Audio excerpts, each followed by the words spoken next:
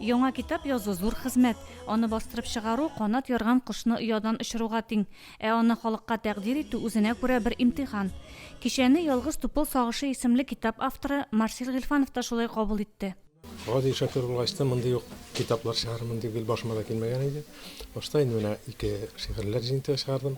Хәзер инде элек-электән мине әтиләр, әнкәйләр сөйләп килгән авылдагы кешеләрдән ишеткән, авылда булган һәм читтәрәк булган һәм булырга мөмкин булган әйберләрне җыеп язасым килеп китте. Прототиплары күбесе авылдан алынганнар. Анда уңай персонажлар да бар, тискәре персонажлар да бар. 30-нчы еллардан башлана. Мин әбиләр сөйләп калганы һәм шушы көнгә кадәр дип әйтик, шушы көнгә кадәр булган вакыйгалар. Чарага әдипләр, әдәбият сөюче райондашларыбыз, мәктәп укучылары, китапханәчеләр килгән иде.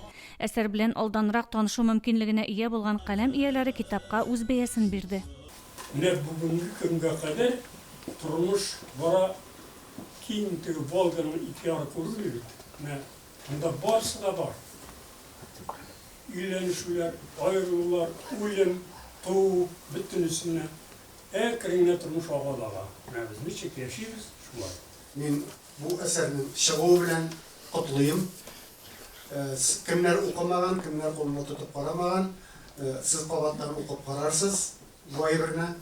Билгеле анда теге сюжетта бер ике бит сайын, өч бит сайын үзгәрә торган түгел.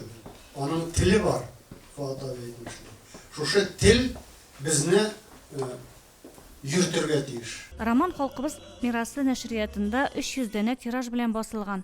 Бер гасырга сыган вакыйгалар 21 бүлектә бирелә. Һәрберсе тирән мәгънә салынган халыкчан шигъри эпиграф белән башлана. Марсель абый аларны да үзе иҗат иткән. Китапка тышлык рәсемен, иллюстрацияне райондашыбыз Эльмира Галиева ясаган. Мин дә Тойгыл авылының китапханәче буларак Марсель абыйның бу китабын яшьләргә дә, олыларга да, өлкән буынга да тәкъдим итәр идем.